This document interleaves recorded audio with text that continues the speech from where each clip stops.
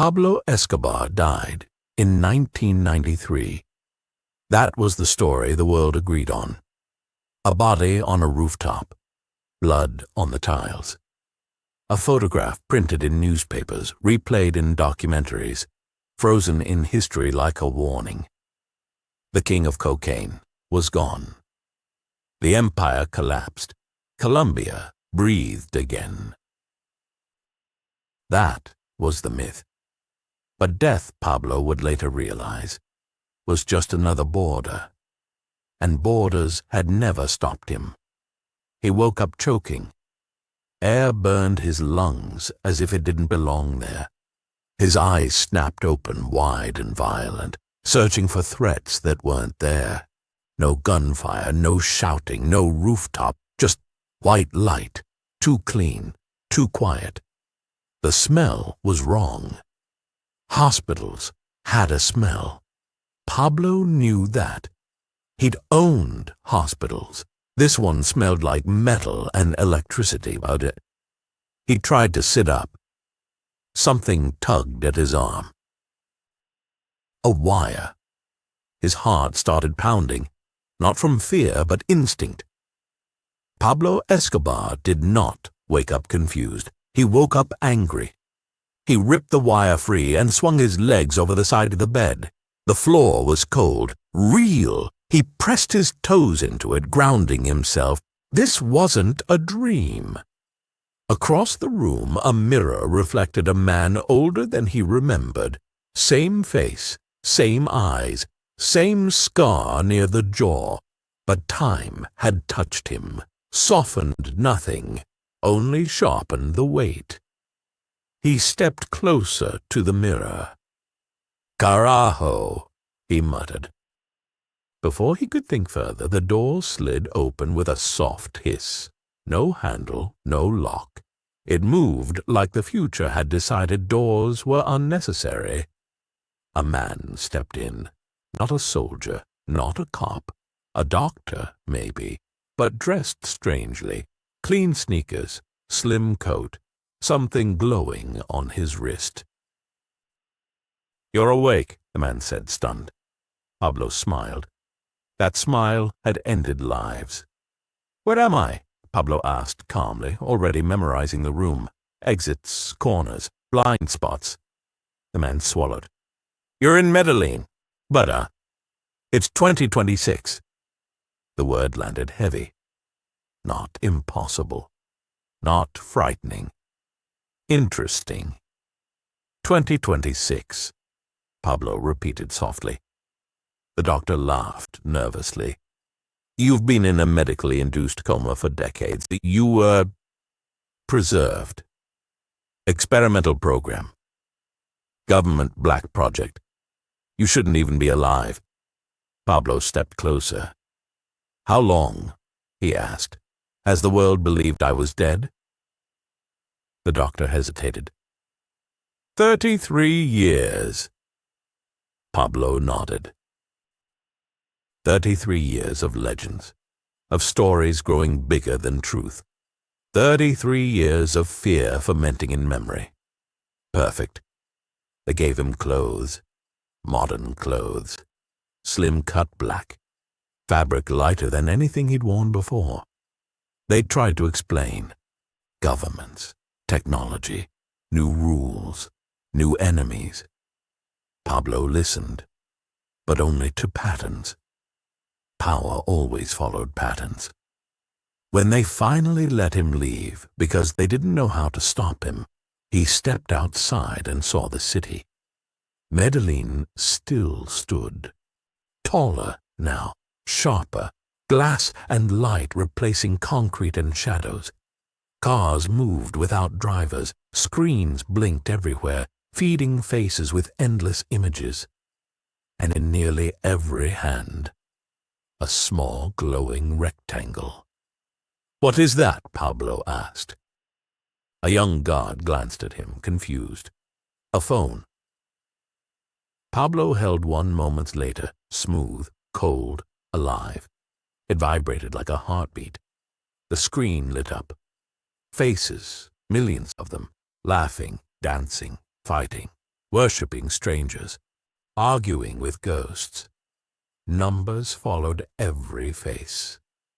Followers, likes, shares. Pablo felt it then. The same feeling he'd had the first time he understood money. The first time he realized fear could be traded. The first time he saw a city kneel. "This," he said quietly, "is power." The god laughed. "It's just social media." Pablo looked at him. "No," he replied, "it's a weapon."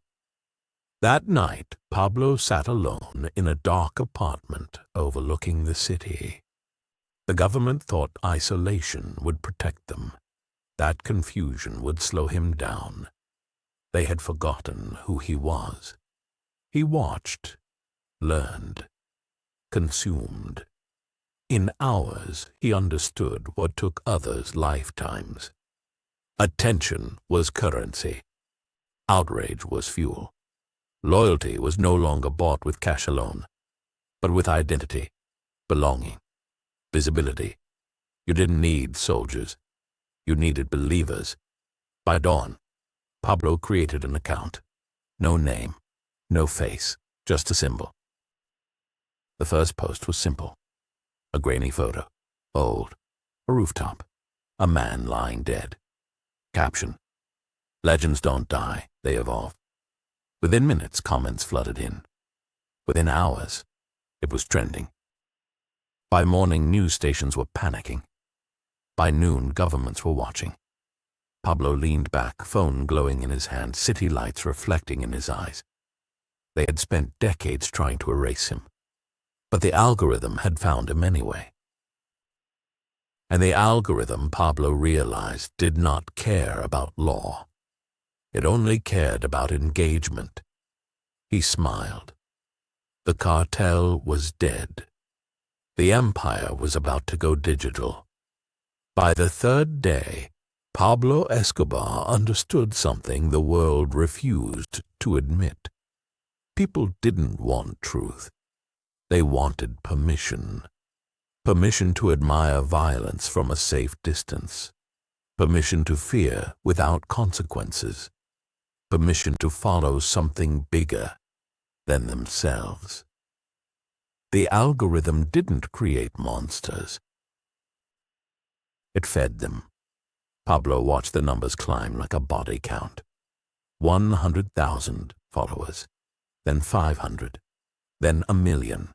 No face, no voice, just shadows, symbols, and memories sharpened into myth. Governments called it misinformation. Pablo called it momentum. He posted again.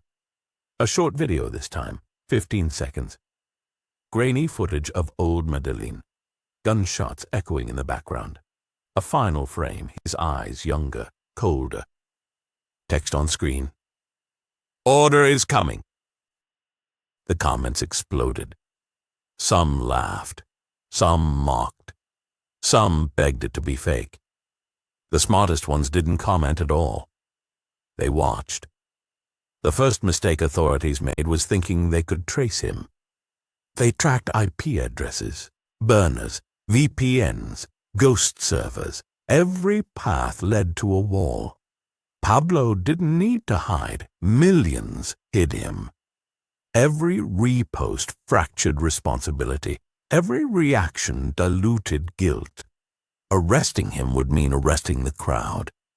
You can't raid a swarm. The second mistake was banning the account. At exactly midnight, the screen went dark. Celebration followed. For 7 minutes. Then 10 new accounts appeared. Same symbol, same tone, same certainty. The message was clear. You don't delete an idea. You multiply it. By week 2, the streets changed. Young men stopped chasing money. They chased relevance. Pablo never promised riches. He promised recognition, a chance to be seen. And they killed for views. A live stream from Sao Paulo, a burning car in Naples, A masked boy in Los Angeles whispering a name into the camera before pulling a trigger off screen. Pablo didn't order violence. He curated it. He reposted selectively, highlighted fear, rewarded chaos with visibility. Silence became punishment. Exposure became currency. The algorithm learned his taste, and it fed him. Behind closed doors, governments panicked. They froze accounts, passed laws, held emergency meetings with executives who swore they were trying their best. Pablo watched their press conferences like comedy. They spoke in policy. He spoke in spectacle. One night, he went live. No face, just a silhouette. "I am not your enemy," his voice said, calm and deliberate. "I am your mirror." 5 million watched. "You built this system. I simply understood it." The stream cut. Riots followed. Pablo set the phone down and stood by the window, overlooking a city that pulsed beneath him. Sirens in the distance, screens glowing in the dark like thousands of small fires. In his old life, fear traveled slowly, through whispers, through bullets, through blood. Now it traveled at the speed of light. This world was louder, faster, more fragile. Perfect. He smiled to himself. The algorithm wasn't neutral anymore. It was loyal. And loyalty, Pablo Escobar knew better than anyone, was always paid in blood. The world didn't collapse all at once. It cracked. Small fractures at first. A bank freezing accounts for security reasons. A city imposing curfews that no one followed. A platform quietly changing its rules overnight. Each move made sense on paper. Together, they felt like panic. Pablo watched it all unfold from a dark room lit only by screens. Fear no longer lived in alleys. It lived in feeds. Every attempt to suppress his influence made him stronger. Hashtags banned in one country trended in another. Videos taken down reappeared with subtitles, remixes, reaction clips. The message evolved faster than control ever could. People argued about whether he was real. That argument alone made him unstoppable. In Paris, a protest turned violent after a rumor spread that Escobar had chosen a side. He hadn't. In Manila, a gang rebranded itself overnight, copying his symbol, live streaming their crimes like performances. In Chicago, a politician lost an election after a single viral clip falsely linking him to the old cartel. Truth drowned quietly. Virality screamed. Pablo didn't correct lies. Lies were useful. They created noise, and noise made patterns invisible. While the world chased ghosts, he built structure beneath the chaos. Encrypted groups became recruitment pools. Meme pages became propaganda arms. Fan accounts became scouts. He never spoke directly to them. He didn't have to. They learned what pleased him by watching what he amplified. A repost could turn a nobody into a legend. Silence could erase them forever. That was discipline. Behind closed doors, a new term entered intelligence briefings. Digital insurgency. No leader, no headquarters, no demands. Just influence spreading laterally, infecting culture faster than policy could react. They couldn't sanction it, couldn't negotiate with it, couldn't bomb it. You can't drone strike a trend. Late one night, Pablo finally showed his face. Not live. Never live. A recorded video appeared across dozens of accounts at the same second. Older now. calm, eyes steady. "I ruled with fear once," he said. "It failed." He paused, letting silence do the work. "This world doesn't fear guns. It fears being forgotten." The video ended. Markets dipped the next morning. Not from violence, from uncertainty. Investors hated uncertainty more than blood. Pablo understood that too. He stood at the window again, city lights flickering like data points. Somewhere below, people scrolled, argued, shared, and watched, unknowingly feeding the machine he now commanded. He hadn't returned to reclaim the past. He had returned because the future was weak. And weakness, in any era, always attracts predators. The old cartel would have fought governments. This one didn't need to. The world was already fighting itself, and Pablo Escobar was simply boosting the signal. It started with a silence. One morning, millions woke up and found their feeds empty. No errors, no warnings, just a blank scroll that refused to load. Influencers refreshed, brands panicked, newsrooms scrambled for explanations they didn't have. A platform had gone dark. Executives called it a temporary outage. Engineers whispered about cascading failures. Governments demanded answers. None arrived in time. Pablo watched the blackout ripple across continents like a held breath. He hadn't attacked the platform. He'd starved it. For weeks, his network had nudged attention elsewhere. New apps, mirrored streams, private channels disguised as fan communities. Nothing illegal, nothing direct, just guidance, just momentum. The platform bled relevance, and relevance was its only lifeline.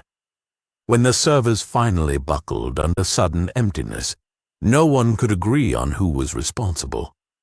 That was the beauty of it. Panic filled the vacuum. Without feeds, people didn't know where to look. Without trends, they didn't know what mattered. The silence felt louder than riots ever had. Then the message appeared. Not on the fallen platform. Everywhere else. A simple line, posted simultaneously across hundreds of channels. Systems don't fail. Faith does. The markets reacted first. Advertisers pulled budgets. Stocks dipped. Analysts blamed digital instability, a phrase so vague it meant nothing and everything. Governments issued statements urging calm, which only proved they were afraid. Pablo knew fear always leaked through language. In back rooms, deals were offered, quiet ones, access, immunity, control. Pablo ignored them all.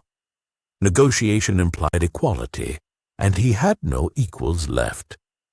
Instead, he posted again. A short clip. No threats, no spectacle, just a city skyline at dawn. Caption: You trusted platforms. I trust people. The response was immediate. New networks surged. Decentralized spaces filled overnight. Communities migrated like flocks sensing a storm. No leader directed them openly, but they moved with shared instinct. Pablo didn't command the crowd. He tilted it. Authorities tried to regain control by force, raids, arrests, shutdowns.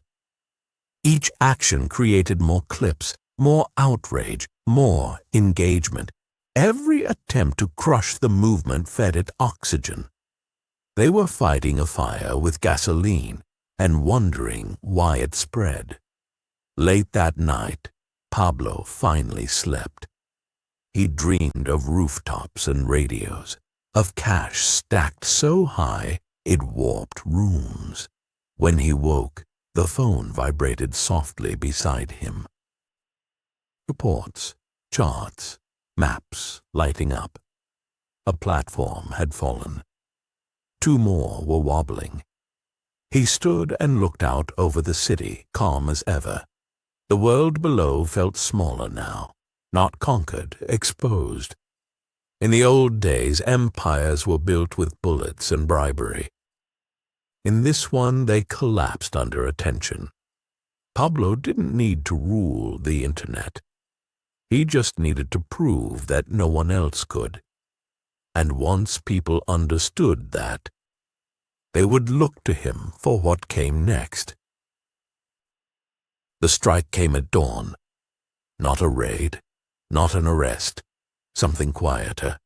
Access vanished, channels dissolved, payment rails froze mid-transfer, names appeared on lists that meant travel would end and doors would close. Governments called it coordination. Platforms called it responsibility. The world called it overdue. For the first time since he woke up, Pablo felt resistance that didn't panic. It was organized, patient, professional. They had learned. Too late, but they had learned. Feeds filled with denials. We don't support this. We've always opposed violence. Influencers scrubbed histories. Fans went silent. The crowd thinned. Attention pulled away like a tide. Pablo watched the numbers fall. He didn't flinch. He posted nothing. Silence was the move. Days passed. Commentators declared victory. The myth is over. The internet corrects itself. No one man controls the system. They said it often enough that people wanted to believe it. Then the video dropped. No mirrors, no symbols, just Pablo, seated older than ever, calm as a priest before confession. I never wanted control, he said. Control is fragile. He leaned forward slightly. I wanted proof. Proof that the world would trade truth for comfort. That outrage mattered more than justice. That systems built to connect people could be turned to isolate them. Proof that power no longer needed armies, only agreement. I am not the disease, Pablo continued. I am the test. The video ended without a signature. Within hours, it was removed everywhere. Within minutes, it was everywhere anyway. People re-uploaded it out of spite, out of fear, out of curiosity. They argued over whether he was right, over whether he was real, over whether it mattered. That argument became the final infection. Governments faced a choice, admit vulnerability or pretend stability. They chose the second. Platforms tightened controls until feeds felt sterile, predictable, safe. People noticed. Engagement fell. Creativity dulled. The noise quieted. But so did belief. Pablo never posted again. Weeks later, analysts noticed something stranger than riots or outages. People had stopped trusting the system. They questioned trends, doubted virality, hesitated before sharing. The machine still ran, but without blind faith. It was weaker. That was Pablo's victory, not chaos. Awareness. In a small apartment overlooking a city that no longer screamed, Pablo Escobar set his phone down. For the last time. Outside, life went on. Slower, more cautious. He didn't smile. He didn't need to. He had ruled with fear once and lost everything. This time, he had shown the world its reflection and walked away. Legends don't need thrones. They just need to change the rules. And the rules, now, would never be the same.